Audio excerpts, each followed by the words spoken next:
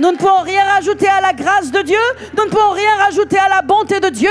Il n'y a rien qui fera que Dieu t'aimera plus que ce qu'il t'aime. Ce n'est pas les œuvres. Aucune œuvre ne peut être rajoutée à ce que Jésus a accompli. La rédemption que Jésus nous a offerte est parfaite. Dans cette rédemption, il y a tout ce dont tu as besoin. Ça veut dire que lorsque tu es confronté à des choses, tu n'as rien à rajouter. Tu n'as pas à te flageller pour mériter de Dieu. Tu n'as pas à faire des œuvres pour mériter de Dieu. Tu n'as pas à faire quoi que ce soit pour mériter de Dieu. Il n'y a rien à rajouter à ce que Jésus a fait.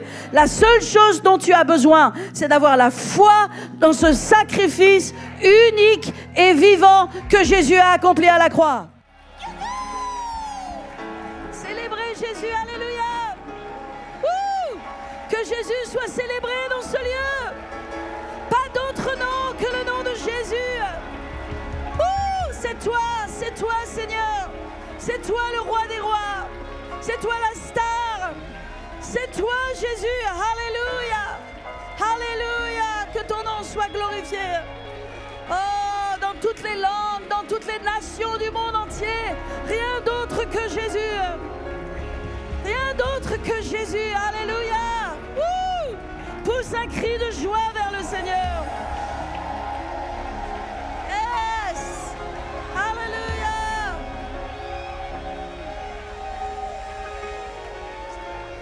Alléluia. Alléluia. Yes. Glory. Alléluia. Asseyez-vous dans sa présence. Merci à la louange. Combien ça fait du bien de se réjouir. Vous savez, nous les enfants de Dieu, nous sommes appelés à nous réjouir. Amen. La joie doit faire partie de notre vie. On n'est pas appelé à la tristesse et à la dépression. On est appelé à la joie et à la victoire. Parce que Jésus a vaincu pour nous. Et c'est le but de mon message ce matin. Ce matin, je veux vous parler de la rédemption, de la rédemption et de la rédemption. Ce message qui ne doit jamais quitter notre cœur, qui est le cœur de l'Évangile, qui est le centre de la Bible, qui est la raison même pour laquelle la Bible a été écrite. C'est la rédemption, la rédemption, la rédemption. Alors peut-être pour certains qui sont là ici, vous dites, mais pasteur, c'est quoi la rédemption? Eh bien, je vais vous expliquer ce matin ce que c'est la rédemption. Alléluia. Parce que la rédemption, c'est exceptionnel. C'est formidable. Alléluia. C'est la raison pour laquelle nous sommes devenus enfants de Dieu. C'est la raison pour laquelle nos péchés ont été lavés par le sang de Jésus. C'est la raison pour laquelle, lorsque nous quittons cette terre, nous irons directement dans la présence de Dieu. C'est par la rédemption. Mais ce n'est pas seulement cela. La rédemption ne fait pas seulement de nous sauver. La rédemption ne fait pas seulement d'effacer nos péchés. La rédemption, qui est l'œuvre de Christ, bien sûr, eh bien, c'est ce qui nous donne la victoire dans notre vie de tous les jours. Et c'est pour cela qu'on a besoin de revenir sur la rédemption. Parce que beaucoup d'entre vous, ce n'est pas que vous ne connaissez pas la rédemption, vous le savez. Mais vous oubliez que la rédemption doit faire partie de votre vie. La rédemption ne sert pas simplement à pardonner vos péchés quand vous faites des fautes et des erreurs, et on en fait tous. Et la rédemption ne sert pas simplement à aller au ciel un jour quand on quittera cette terre. La rédemption te sert à avoir la victoire dans ta vie et sur toutes les circonstances. Alléluia. Alors dis à ton voisin, rédemption, rédemption, rédemption. Parce que mes amis, c'est ce que j'ai véritablement entendu dans mon esprit quand je préparais ce message. Rédemption, rédemption, rédemption. Amen. Comme quand tu prends un clou avec un marteau et que tu tapes pour que le clou, il entre dans le bois ou dans le mur. Parfois, il y a des choses, il faut les répéter pour que ça rentre. Et je déclare que ça rentre ce matin. Ça rentre d'une nouvelle façon dans ton cœur. De sorte que la foi soit libérée dans ta vie, dans tes circonstances. Amen. Rédemption. Alors, mes amis, je vais vous parler un petit peu de la définition de la rédemption. Premièrement, je vous ai dit, la rédemption, c'est le message central de la Bible. Est-ce qu'on peut avoir un amen pour ça? C'est le pilier de notre foi. Alléluia. Et j'aimerais vous dire, mes amis, que la rédemption est parfaite. L'œuvre de Christ est absolument parfaite. C'est ce que je vais vous expliquer aujourd'hui. Alors, la définition de la rédemption. La rédemption, c'est l'acte par lequel un prix est payé pour libérer quelqu'un qui est captif ou esclave ou condamné. OK? Alors, dans nos pays, on n'a plus ce que l'on appelle le système de la rançon. C'est une chose qui existe aux États-Unis, peut-être en Suisse et dans d'autres pays.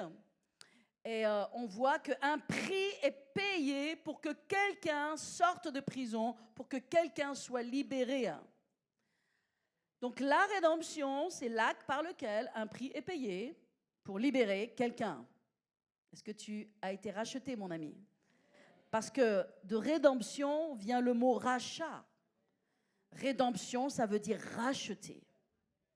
Un prix est payé pour racheter quelque chose. Amen.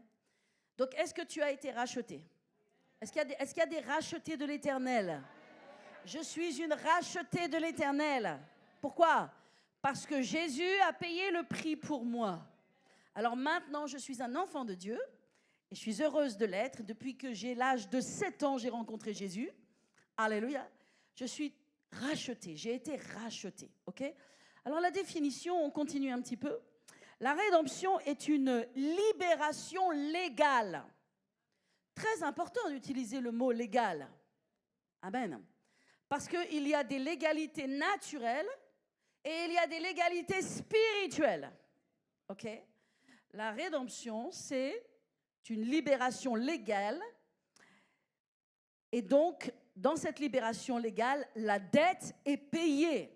Dis à ton voisin, la dette, ta dette est payée. Amen. Le droit de l'opposant, comprenez, le droit de l'ennemi est annulé. Je suis en train de vous dire quelle est la définition de la rédemption, qui n'est pas seulement un acte de miséricorde de la part de notre Dieu, amen, mais qui est un acte juridique et spirituel. Et vous savez, souvent je dis, faites attention mes amis, parce que la Bible, c'est un livre juste, c'est la parole de Dieu, c'est extraordinaire. Ce n'est pas un livre seulement historique, ce n'est pas un livre seulement dans lequel il y a des psaumes ou qui peut sembler romantique sur certains aspects. C'est un livre juridique, c'est un livre légal. C'est comme un code de procédure, n'est-ce pas, qui ne concerne pas que les choses naturelles, mais concerne les choses naturelles, mais qui commence par les choses spirituelles et après qui descendent dans les choses naturelles. Ok, vous êtes avec moi, je ne vous ai pas perdu? Alléluia, ok. Donc, nous avons un merveilleux verset qui nous parle de la rédemption, qui se trouve dans Galates 3, 13. Et Galates 3, 13, on va le lire ensemble. Merci à la vidéo proche qui nous aide. Il est écrit que Christ nous a rachetés. Qu'est-ce qu'il nous a fait? Il nous a rachetés. Ok, il nous a rachetés de quoi? De la malédiction de la loi. Donc il nous a rachetés de la malédiction, il nous a rachetés de la loi, étant devenu malédiction pour nous, car il est écrit, maudit est quiconque pendu au bois. Amen. Donc ça, c'est le verset qui nous parle de la rédemption. Alors quand tu as ce verset et quand on a la révélation et la compréhension, ça change et ça transforme ta vie. Parce qu'à partir du moment où tu sais que Christ t'a racheté, il t'a racheté de toutes les œuvres de l'ennemi. Est-ce qu'il y a des œuvres de l'ennemi dans la vie? Absolument. Tout ce qui n'est pas de la joie, de la paix, de l'amour, de la santé, de tout ce qui fait du bien, ça ne vient pas de Dieu. Dieu, il peut donner que ce qu'il a. Dans sa poche, il n'a pas la malédiction, la peur, la terreur, les angoisses. Dieu ne donne pas ces choses. La pauvreté, le manque, la destruction, le suicide, le désespoir. Dieu, il n'a pas ça. Donc, toutes ces choses, elles ne viennent pas de Dieu. Mais elles viennent quand même de quelqu'un. Elles ont une provenance de celui que la Bible identifie comme l'ennemi de nos âmes. Ok? Nous avons un ennemi. Et il n'est pas visible, cet ennemi. Ok? Mais il est bien réel. Alors parfois, il peut prendre des formes visibles, mais il est bien réel.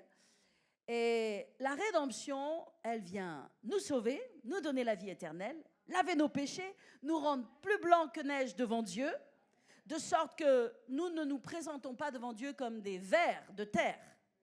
Nous ne nous présentons pas devant Dieu comme des gens inférieurs, tellement indignes. Non, nous ne sommes plus indignes. Sans le sang de Jésus, nous sommes indignes parce que nous ne pouvons pas nous tenir devant Dieu. Mais grâce au sang de Jésus qui a été versé pour nous et pour nos péchés, nous pouvons nous tenir devant Dieu comme des enfants, comme des fils et des filles du royaume de Dieu. Alléluia. Mais, mes amis, je sais que vous le savez, sauf qu'on a besoin de l'entendre et de les réentendre. Parce qu'il ne s'agit pas de le savoir intellectuellement, il faut le savoir dans son cœur. Parce qu'on n'est appelé pas à le savoir intellectuellement, on est appelé à le vivre dans notre vie de tous les jours. Ça change notre marche, ça change notre façon de parler, ça change notre façon de vivre, ça change notre façon de réagir aux circonstances. Ça change notre façon. Parfois, vous savez, on est acculé. Il y a tellement de choses qui viennent sur notre tête, il y a tellement de stress, de pression. Il peut y avoir parfois tellement de mauvaises nouvelles et parfois on peut se sentir vraiment acculé. Mais quand on se rappelle que Christ nous a rachetés, que nous sommes maintenant des enfants de Dieu, que nous avons un droit légal dans ce monde, une légalité sur toutes les choses des ténèbres, alléluia, ça ravive notre foi, ça relève nos épaules et ça nous rappelle que nous allons y arriver, que nous allons traverser ces tempêtes et nous allons en sortir la tête haute. Parce que Dieu est avec nous, il n'est pas contre nous, il est avec nous. Alléluia, amen. Donc mes amis, le prix du rachat a été effectué. Dans l'Ancien Testament, nous savons qu'il y avait un système de sacrifice. Et il était demandé aux gens de venir et de faire un sacrifice, d'amener ces merveilleuses brebis, merveilleux agneaux. Je ne peux même pas, faut même pas m'amener là, mais c'est pas grave. Mais pendant tout l'Ancien Testament, il y avait ce système de sacrifice où des agneaux étaient sacrifiés. Alors, ce qu'il faut comprendre, c'est que l'Ancien Testament, n'est-ce pas, pointe vers le Nouveau Testament. Et ce sont des systèmes qui étaient des symboles pour préparer nos cœurs à comprendre la véritable œuvre de Dieu. Parce que Dieu n'a jamais prévu que ce soit des agneaux qui soient sacrifiés pour payer le péché de l'homme. Aucun animal ne peut couvrir ou effacer ou pardonner le péché de l'homme. Aucun animal, le sang des animaux ne peuvent pas nous réconcilier avec Dieu. Il n'y a qu'un sang, alléluia. Donc dans l'Ancien Testament, n'est-ce pas, c'était le sang des animaux. Mais dans le Nouveau Testament, à partir du moment où vous mettez le pied dans le Nouveau Testament, dans l'Évangile, alléluia, le rachat est effectué par un seul sang. Un sang unique et exceptionnel, sans péché, qui a le pouvoir de nous laver de nos péchés, le sang de Jésus-Christ. Alléluia. C'est lui qui a accompli notre rédemption. Et maintenant, mes amis, j'aimerais que vous tourniez avec moi dans Hébreux 9. Alléluia. Hébreux 9, alors j'aimerais tout vous lire et prendre le temps de tout lire tellement c'est beau. À partir du verset 1, il nous est parlé de l'ancienne alliance justement, comment les choses se faisaient avant le tabernacle et toutes ces choses, mais je ne vais pas entrer dedans, mais à partir du verset 11, eh bien, après avoir raconté justement comment les choses se faisaient dans l'Ancien Testament, maintenant il y a ce mais qui fait la transition, mais... Tout le monde dit « mais ». C'est la façon, avec le « mais », tu passes de l'ancienne alliance à la nouvelle alliance, ok? Mais, waouh, Christ est venu comme souverain sacrificateur des biens à venir. Et il a traversé le tabernacle, plus grand et plus parfait, qui n'est pas construit de main d'homme, c'est-à-dire qui n'est pas de cette création. Et il est entré une fois pour toutes dans le lieu très saint, non avec le sang des boucs et des veaux ou des brebis, mais avec son propre sang, ayant obtenu une rédemption éternelle. Alléluia. Donc la Bible nous dit, mes amis, que, voyez-vous, dans l'Ancien Testament, tout ce qui est écrit dans la première partie du chapitre 9, ça nous parle du souverain sacrificateur dans l'Ancien Testament, qui prenait le sang de ces animaux, qui entrait dans le tabernacle, et qui les offrait à Dieu dans un tabernacle qui était terrestre. Ce que nous révèle Hébreux 9, c'est que Jésus, une fois qu'il est allé à la croix et qu'il a versé son sang, n'est-ce pas? Et ça, c'est une œuvre spirituelle. Il est monté au ciel. On sait que Jésus est mort et qu'il est ressuscité. Il est monté au ciel. Il est monté au ciel et il est allé dans le tabernacle qui n'est pas fait de main d'homme, c'est-à-dire pas un tabernacle humain, mais dans le tabernacle céleste. Ça veut dire que le tabernacle que Dieu avait donné à Moïse, avec le lieu saint, le lieu très saint, tout ce tabernacle qui avait été donné à Moïse a été fait selon l'image du tabernacle qui était au ciel. OK? Donc, il entre dans le véritable tabernacle, dans le tabernacle du ciel. Et là, il vient pour apporter son propre sang. Et la Bible dit qu'il est venu offrir à Dieu son sang. Et le sang de Jésus qui a été offert est pour toute l'humanité. Et la Bible nous dit que quand il est venu offrir son sang dans le ciel, auprès de ce tabernacle, pour accomplir le sacrifice parfait, alléluia, il a obtenu pour nous une rédemption éternelle. En d'autres termes, il nous a offert un rachat. À ce moment-là, Jésus est venu payer pour tous les péchés de l'humanité. Tout ce qui sépare, tout ce qui nous sépare de Dieu, de sa présence, de sa bonté. Amen. C'est pourquoi maintenant, nous sommes appelés enfants de Dieu. Nous qui avons reçu Jésus dans notre cœur, bien sûr que cette rédemption, elle est pour ceux qui le veulent. Et c'est pourquoi il nous faut prêcher l'évangile, il nous faut partager cette bonne nouvelle. Parce qu'il y a plein de gens qui n'en veulent pas, mais ils ne veulent pas de choses qu'ils ne connaissent pas. Si tu veux pas, tu as le droit de ne pas vouloir, mais au moins tu as le droit de savoir, non? Hein? Tu as le droit de savoir. Donc tous les gens ont le droit de savoir. C'est pourquoi Jésus dit en Marc 16 et en Matthieu 28, dernier chapitre de l'évangile, quand Jésus a terminé entièrement sa mission, qu'est-ce qu'il dit? Allez par tout le monde et maintenant prêchez la bonne nouvelle à toute la création. En d'autres termes, il est en train de dire, tout le monde a le droit de savoir. Maintenant, tout le monde n'est pas obligé de recevoir. Parce que Dieu a créé l'homme libre. Nous ne sommes pas des robots. Nous ne sommes pas de l'intelligence artificielle. Nous avons le choix. Parce que Dieu nous a tellement aimés qu'il nous a laissé le choix. Il ne va pas nous tordre le bras pour que nous lui appartenions. Il ne va pas nous tordre le bras pour que nous le servions. Ça vient maintenant de notre cœur. Maintenant, tout le monde a le droit de savoir. Ça, c'est un devoir que nous avons de faire savoir. Et les gens, ils ont le choix de vouloir ou de ne pas vouloir. Et ça ne nous appartient plus. Et ça n'appartient même pas à Dieu, parce que Dieu respecte le choix de chacun. Amen. Mais à tous ceux qui le reçoivent, la Bible dit, mais à tous ceux qui le reçoivent, à tous ceux qui reçoivent Jésus dans son cœur, à tous ceux qui recevront la parole de Dieu, elle a donné le pouvoir de devenir enfant de Dieu. Et quand tu es enfant de Dieu, tu es enfant du roi des rois. Tu n'es pas n'importe qui sur la terre. Et si les gens dans le naturel, ils te regardent comme quelqu'un, dans le spirituel, sache que tu n'es pas n'importe qui. Tu n'es pas n'importe qui. Parce que tu es un enfant de Dieu. Et vous savez, les enfants de Dieu, ils ont des privilèges. Alléluia. Ils ont des privilèges.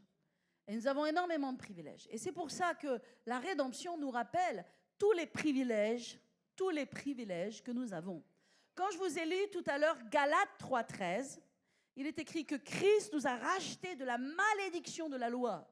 Or, qu'est-ce que la malédiction de la loi? Vous le lisez dans le Deutéronome 28, et vous avez la liste de toutes les malédictions. Ouh! Et bien, vous voyez que c'est plein de choses qui ne sont pas drôles. Et donc, ça veut dire que Christ nous a rachetés de la mort. Il nous a rachetés de la mort éternelle. Tout le monde mourra, mais il nous a rachetés de la mort éternelle, d'être séparés éternellement de Dieu. Mais il nous a rachetés aussi de la malédiction de la maladie. Est-ce que la maladie est une bénédiction? Ok. Il nous a rachetés de la malédiction de tous les troubles mentaux, la malédiction des divorces, des destructions, des pestes, de toute cette liste-là, de toutes les œuvres de l'ennemi, de la pauvreté et de toutes ces choses. Tout cela, c'est dans la malédiction de la loi, et la Bible dit que Christ nous a rachetés de cela. Mes amis, alléluia. Et j'aimerais te dire, bien sûr, 1, il faut le savoir. 2, il faut le croire. Amen. 3, il faut activer sa foi. Parce que toutes ces choses sont libérées par la foi. Le royaume de Dieu fonctionne avec la foi. Dieu ne comprend pas l'incrédulité. S'il y a un langage que Dieu ne comprend pas, c'est l'incrédulité. Lorsque Abraham a 99 ans, Sarah a 90 ans, qui sont stériles et sans enfants, que c'est impossible qu'ils aient des enfants, mais que Dieu leur promet depuis 25 ans qu'ils vont avoir un enfant. Et voici que les anges viennent voir Abraham. Sarah, elle est cachée, elle est à côté, dans la tente à côté, elle écoute. Et ces hommes, qui sont des anges, qui ont cette apparence d'hommes, mais qui sont des anges puissants, ils viennent dire à Abraham, Abraham, l'année prochaine, la promesse de Dieu sera accomplie pour toi. Et Sarah tiendra dans ses mains le fils que j'ai promis, le fils de la promesse. Et la Bible nous dit que Sarah était dans la tente et elle écoutait. Et puis quand les anges ont dit ça, elle a ri, quoi. Elle a ri, elle a dit, oh, mais comment à mon âge, à mon grand âge, je vais porter un enfant? Mais les anges n'ont pas ri. Les anges n'ont pas ri. Les anges sont restés stoïques. Et quand bien même Sarah n'était pas avec eux dans la tente, elle était à côté, ils se sont tournés vers Abraham et ils ont dit, pourquoi Sarah a ri? Parce que le royaume de Dieu ne comprend pas l'incrédulité. Maintenant, l'incrédulité est tellement prêchée dans le monde, c'est-à-dire que tous les médias, les émissions, les réseaux sociaux, tout ce que l'on entend dans les écoles, etc., tout est fait pour que tu ne crois pas. Et alors là, c'est quelque chose quand même, c'est un phénomène de société mondial depuis une génération. C'est-à-dire, il y a 60 ans, ce n'était pas comme ça. Aujourd'hui, c'est un martelage. Je ne sais pas si c'est un mot qui existe, ça. Ça existe? Martelage? Ou sinon, je le crée, c'est pas grave. Ça m'arrive. Comprenez? Il y a un martèlement. Peut-être c'est celui-là. OK. En tout cas, ça martèle quelque part. Avec un marteau. Boum, boum, boum, boum, boum. Il faut que ça rentre dans la tête. Il faut que ça rentre dans la tête. Vous voyez? Que c'est un peu bizarre de croire. L'incrédulité. Mais au ciel, il n'y a pas d'incrédulité. Les anges ne comprennent pas pourquoi les gens ne croient pas. Dans le royaume de Dieu, tout est activé par la foi. Tout ce que Jésus a acquis à la croix, par la rédemption, est activé par la foi. Alléluia. Tout est activé. Quand je crois en Dieu, c'est le langage de Dieu. Je crois dans son œuvre, je crois dans ce qu'il a fait, j'ai foi en lui. Et bien les choses de Dieu sont activées et sont libérées envers moi. Personne ne peut recevoir de Dieu qui ne croit pas. Oh, c'est arrivé parce que, bien sûr, Dieu est bon et Dieu est miséricordieux. On voit que Jésus a rencontré des gens, il ne leur a même pas demandé s'ils croyaient ou s'ils avaient la foi, il les a bénis, il les a touchés, il les a délivrés. C'est arrivé et il le fait encore aujourd'hui. Mais nous qui sommes des enfants de Dieu, tout est activé par la foi. Amen. Ça veut dire que tu as besoin d'activer ta foi en tout. Et je vais te dire ce qu'est la foi. Alléluia. La foi, c'est la ferme assurance. La Bible nous dit dans Hébreux 11, verset 1, définition de la foi. La foi est la ferme assurance des choses que l'on espère. Si on les espère, c'est qu'on ne les a pas encore, mais c'est la ferme assurance des choses que l'on espère. C'est la démonstration de celles qu'on ne voit pas encore. On ne les voit pas encore, mais on le sait. On sait que l'on l'a. Et cette assurance qui s'appelle la foi va amener à la manifestation les choses pour lesquelles on croit. Alléluia. Parce que Dieu répond à la foi. Et quand quelqu'un croit, qu'est-ce qui se passe? Dieu voit la foi et la foi libère les choses du royaume de Dieu. C'est pas beau ça? Alléluia. Ok, on va tourner dans nos Bibles et j'aimerais qu'on voit à propos de Moïse. Alors Moïse, ça se passe dans l'Exode. Alors on va tourner dans nos Bibles dans Exode 17. Et je vais vous prêcher quelque chose à propos de Moïse que j'ai jamais prêché, mais qui va me faire plaisir de prêcher. Parce que des fois, on se fait plaisir à prêcher. Tant qu'à faire.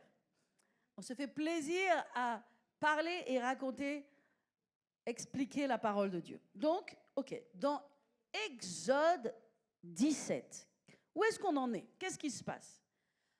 Vous savez, les Hébreux, les Juifs, le peuple de Dieu,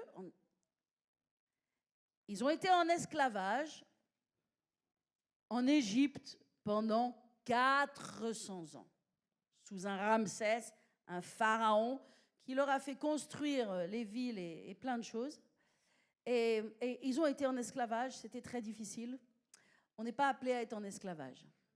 Alors, cette réalité biblique de ce qui s'est passé, c'est aussi une réalité symbolique qui nous montre ce que c'est d'être sans Dieu. Parce que lorsque l'on est sans Dieu, lorsqu'on est sans Jésus, on est en esclavage. On est dans le monde. On n'est pas avec Dieu, on est loin de Dieu. On n'est pas appelé à être loin de Dieu. On est appelé à vivre en harmonie avec Dieu. Que Dieu fasse partie de notre vie, de notre cœur. Alléluia. Il est là pour nous et avec nous. Il n'est pas là contre nous. Il n'est pas là pour nous pousser, nous presser et nous faire du mal. Non. Dieu est notre ami. Dieu est mon ami. Jésus est mon ami. Il est aussi mon Seigneur. Il est aussi mon Sauveur. Mais il est mon ami. Alléluia. Donc, voilà que le peuple de Dieu va sortir d'Égypte. Dieu suscite ce Moïse, grand libérateur, pour faire sortir le peuple d'Égypte. Et le peuple d'Égypte va et part en direction de la terre promise. Amen, c'est là que Israël va être créé. Ok, et donc, dans Exode 17, pour aller dans la terre promise, ils sont en train de traverser le désert. Et voilà que dans le désert, ils se trouvent dans un endroit où ils n'ont pas d'eau, ils n'ont plus d'eau, il n'y a plus d'eau. C'est pas drôle quand il n'y a plus d'eau. Alors on va le lire ensemble. C'était bien si j'avais pris la référence. Ok, super. Verset 1, on y va. Toute l'assemblée des enfants d'Israël partit du désert de Sin selon les marches que l'Éternel leur avait ordonnées. Ils campèrent à Réphidim, où le peuple ne trouva pas à boire. Alors le peuple chercha querelle à Moïse et dit « Donne-nous de l'eau à boire !» Moïse leur répondit « Pourquoi me cherchez-vous querelle? Pourquoi tentez-vous l'Éternel ?» Le peuple était là, pressé par la soif, et il murmurait contre Moïse. Et il disait « Pourquoi nous as-tu fait monter hors d'Égypte pour nous faire mourir de soif, moi, mes enfants et mes troupeaux ?» Moïse cria à l'Éternel en disant « Que ferai-je à ce peuple? Encore un peu et ils me lapideront. » Ils étaient très en colère. L'Éternel dit à Moïse « Passe devant le peuple et prends avec toi les anciens d'Israël. Prends aussi dans ta main la verge avec laquelle tu as frappé le fleuve, n'est-ce pas, et marche.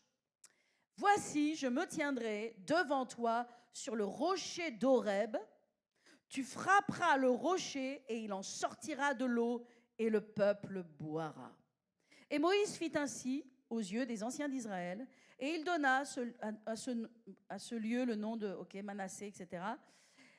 Et la Bible nous dit que, eh bien, dans cet endroit, tous les enfants d'Israël ont bu de l'eau.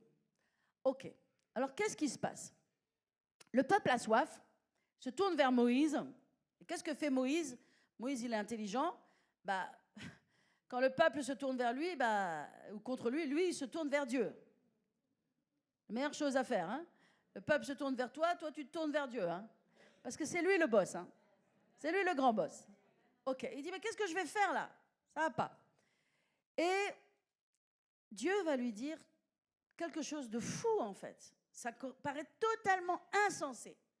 Normalement, il n'y a pas d'eau. Bon, on va creuser, on va voir où il y a de l'humidité, on va trouver un autre spot quelque part. Non, Dieu leur dit, tu vas aller au rocher, tu vas aller sur ce rocher, là, ce rocher qui s'appelle le rocher d'Horeb, tu vas prendre ta verge et tu vas frapper le rocher. Et du rocher, qu'est-ce qui s'est passé? Il est sorti de l'eau. Ok? Alléluia.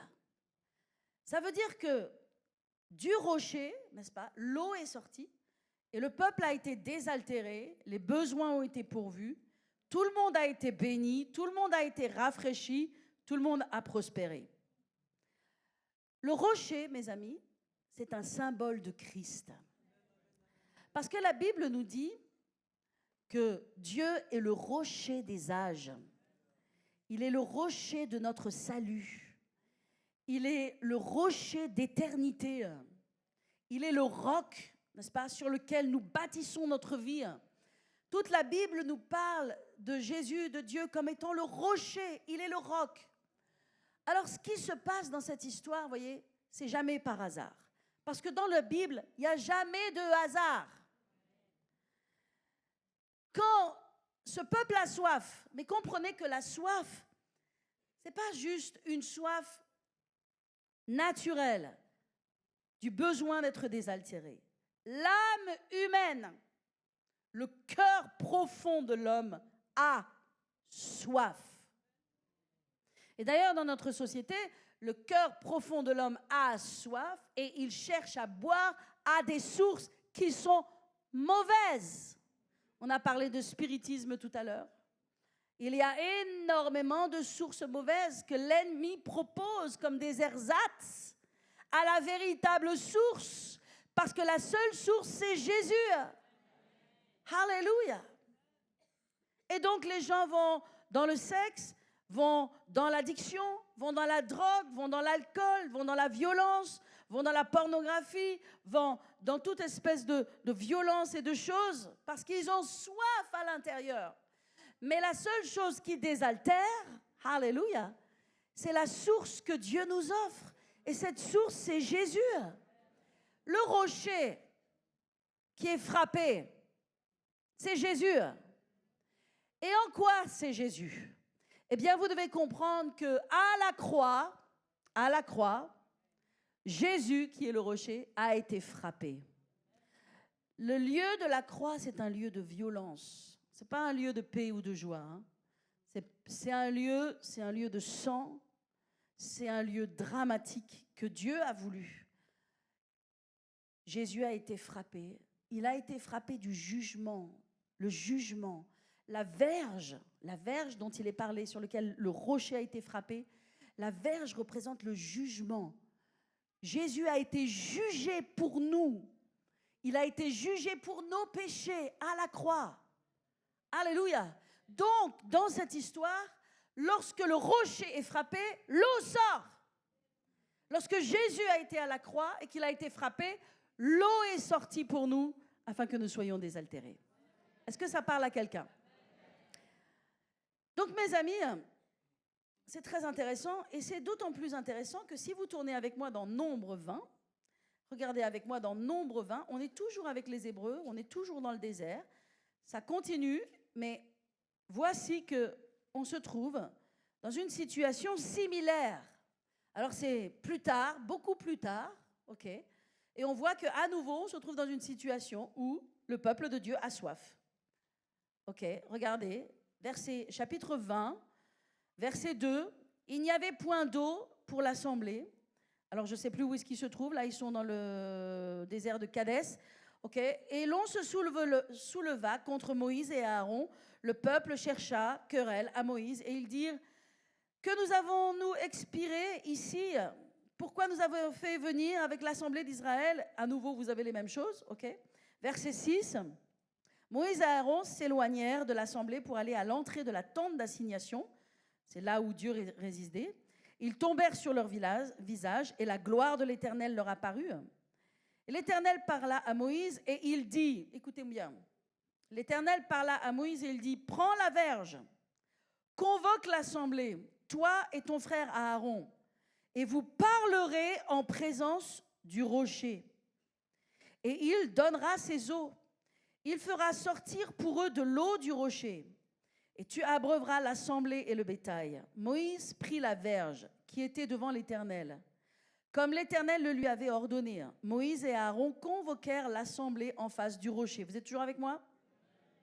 Et l'Éternel leur dit, écoutez bien.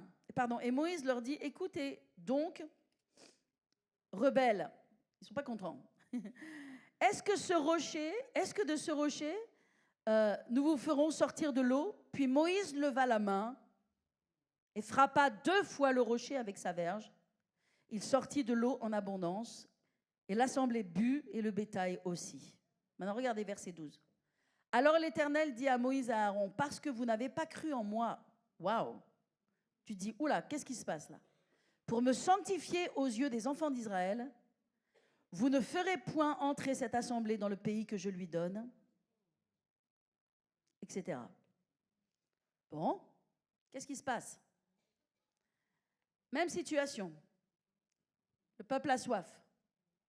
Sauf que l'instruction de Dieu est différente. On est à la 2e fois, on se trouve sur un autre rocher. OK. Qu'est-ce que est l'instruction de Dieu? Tu prendras la verge, OK, mais tu parleras au rocher. C'est très important. Tu parleras au rocher. Maintenant, Moïse, il était en colère. C'était un homme extrêmement doux, c'était un homme extrêmement patient, mais il était en colère parce que le peuple de Dieu, vraiment l'agaçait, le fatiguait, contestait. Et qu'est-ce qu'il a fait, Moïse? Il a pris la verge, et plutôt que de parler au rocher, il a frappé 2 fois le rocher. Conséquence de cela, Dieu dit à Moïse, à Aaron, vous n'entrerez pas dans la terre promise. Tu te dis, c'est quoi ce truc? Parce que moi, quand j'ai lu ce passage-là, quand j'étais jeune fille et pendant pas mal de temps, je dis, Seigneur, mais c'est quoi ce truc-là? C'est quoi? Comment c'est possible que Moïse, quoi, c'est l'homme que tu choisis, l'homme que tu protèges, qui est là avec ce berceau sur les eaux du Nil, qui arrive dans la famille de Pharaon, qui va être élevé, choisi, qui est cet homme, tu te révèles à lui dans le désert, cet homme obéissant, fidèle, soumis, mais tu te dis, mais quoi? Comment c'est possible? Ben, je vais vous expliquer. Dieu dit, il dit comme cela, il dit, alors l'Éternel dit à Moïse et à Aaron, parce que vous n'avez pas cru en moi pour me sanctifier aux yeux de Dieu. En fait, il s'est passé quelque chose de grave. Le rocher, c'est Jésus. Le rocher, il a été frappé 1 fois. À la croix, Jésus, le jugement est tombé sur Jésus 1 fois. L'œuvre que Jésus a accomplie à la croix est absolument parfaite. Lorsque Moïse frappe à nouveau le rocher, plus que de parler, parce que parler, c'est libérer la foi, Moïse est en train de dire que l'œuvre de la croix n'est pas suffisante. L'œuvre de la croix n'est pas assez, elle n'est pas entièrement accomplie. Parce qu'il frappe une 2e fois le rocher. J'aimerais vous rappeler que dans Ésaïe 53, il est écrit, nous l'avons considéré comme puni, frappé de Dieu et humilié. Mais il était blessé pour nos péchés, brisé pour nos iniquités. Et le châtiment qui nous donne la paix est tombé sur lui. Et c'est par ses meurtrissures que nous sommes guéris. Jésus a été frappé 1 fois.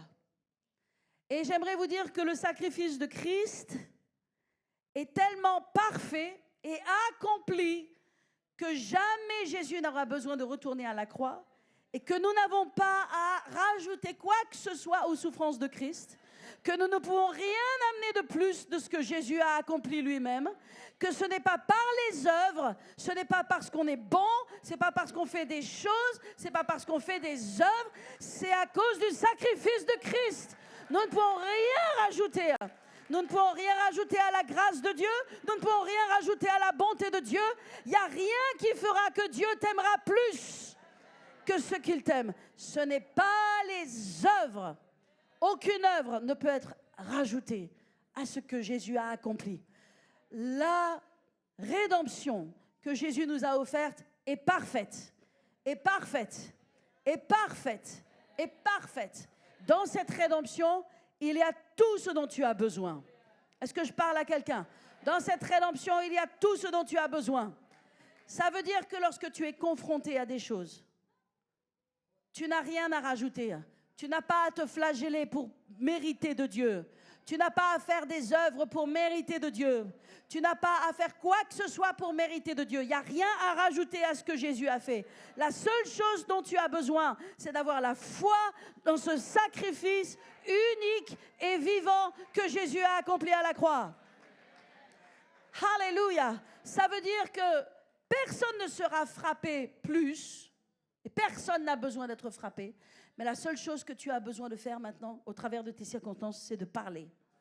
Parce que la foi parle. Parce que la foi parle. Moïse était censé parler au rocher. Et maintenant que le rocher avait été frappé une fois, il était question maintenant de parler au rocher. Jésus a été frappé pour nous. Et nous n'avons besoin de rien faire de plus pour mériter ce qu'il nous a offert. La seule chose que nous avons besoin de faire maintenant, c'est de libérer notre foi. C'est de libérer notre foi. Par les paroles que nous parlons, parler la parole de foi. Or, c'est la parole de foi que nous prêchons. Alléluia. J'aime ce que disait la révérende Nancy Dufresne, que j'ai entendue notamment cette semaine, qui disait « Tu n'as pas besoin de demander à Dieu une percée. Tu n'as pas besoin de rechercher une percée. La percée est déjà en toi. La percée est en toi.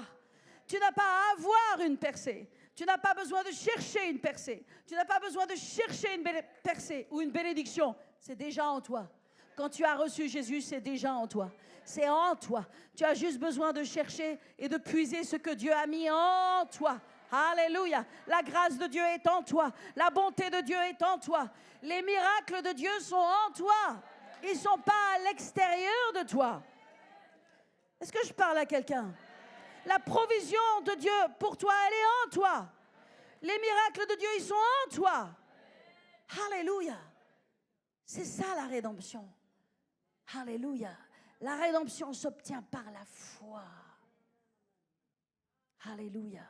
La rédemption s'obtient par la foi. Donc mes amis, et je vais terminer avec cela. Il y aurait beaucoup de choses à dire encore.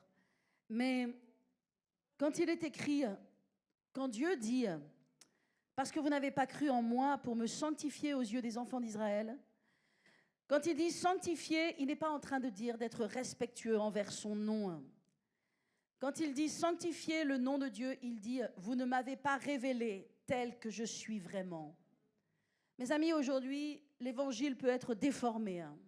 Il peut être déformé lorsque l'on pense qu'on mérite le ciel par nos œuvres. Il peut être déformé lorsque l'on pense qu'on a besoin de faire des choses dans le naturel pour recevoir la bonté de Dieu ou pour recevoir la grâce de Dieu. Toutes ces choses viennent déformer l'évangile. Et voyez-vous, si Moïse et Aaron ne sont pas entrés dans la terre promise, c'est parce qu'ils avaient commis quelque chose de grave. Et s'ils ne sont pas entrés dans la terre promise, c'est parce que Dieu voulait que vous et moi, nous ne soyons pas confus à propos de ce point-là. Parce que c'est un point de doctrine extrêmement important. Dieu voulait que nous comprenions que c'est très, très important. Alléluia. Est-ce que vous comprenez cela? Alléluia. Dieu, son nom est sanctifié quand sa nature, son plan, ses voies, qui il est, sont correctement exposées, sont correctement révélé.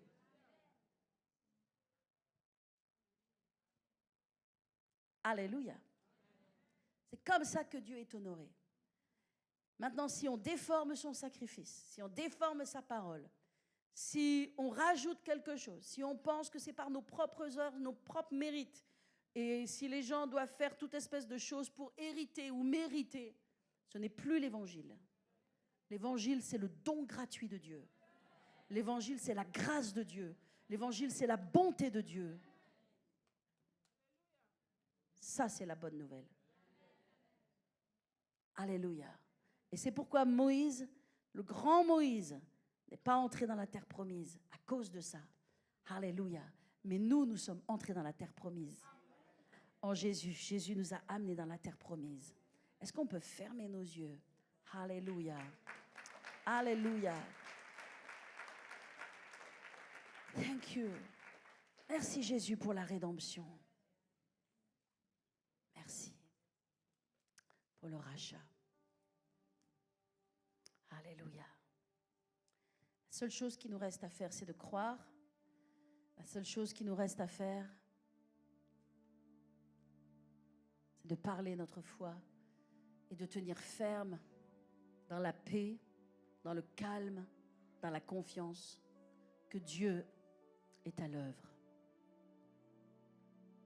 Quelqu'un a besoin de cette parole ce matin. Quelqu'un a besoin d'être fortifié dans sa foi ce matin. Peut-être tu passes par des moments difficiles. Peut-être tu te dis, mais je ne mérite pas. Je ne mérite pas l'amour de Dieu. Peut-être tu dis, mais moi j'ai fait trop d'erreurs dans ma vie. Peut-être tu dis, mais Dieu ne m'aime pas. Dieu ne me voit pas. Dieu ne me connaît pas. Qui suis-je? J'aimerais te dire que l'amour de Dieu, c'est qu'il te connaît. Il connaît même le nombre de cheveux que tu as sur ta tête. Avant même que tu sois formé dans le ventre de ta mère, Dieu dit, il te connaissait. Il connaissait ton nom. Il savait qui tu étais. Et il t'aimait avant même que tu sois né dans ce monde. Il te voulait, il te désirait. C'est l'amour de Dieu. Alléluia.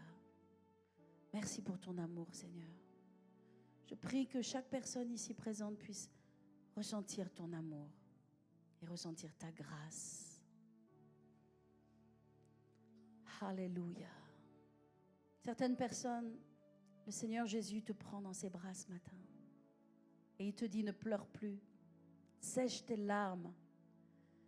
Le temps des larmes est passé. Voici le temps du relèvement maintenant. Alléluia. Merci Jésus. Certaines personnes, Dieu vous touche. Il vous touche dans votre corps. Il vous touche dans votre cœur. Alléluia. Le Seigneur est en train de toucher des personnes dans cet endroit. Merci Jésus. Alléluia. Si c'est toi, lève la main. Alléluia. Merci Jésus. Merci Seigneur. Gloire à toi. Même les personnes en ligne, là où vous êtes, Dieu est en train de vous toucher. La grâce de Dieu vient sur vous. La dépression part. L'oppression part. Les pensées de suicide partent. Alléluia. Merci Jésus. Merci Jésus. Alors que nous sommes dans sa présence, j'aimerais permettre à chacun de pouvoir ouvrir son cœur à Jésus. Peut-être tu es venu ce matin et tu te dis, moi je ne connais pas Dieu véritablement. Je n'ai pas une vraie relation avec lui. Si je devais mourir demain, je ne suis pas sûre d'être sauvée. Je ne suis pas sûre qu'il est venu dans mon cœur et qu'il a pardonné mes péchés. Il s'agit simplement de dire oui en fait. C'est tellement simple de dire oui à Dieu.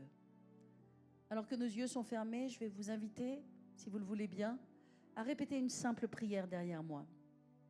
Simplement dire oui à Jésus dans votre cœur et dans votre vie. Alléluia. Afin que Jésus puisse entrer dans votre cœur. J'aimerais vous dire que Dieu ne viole personne.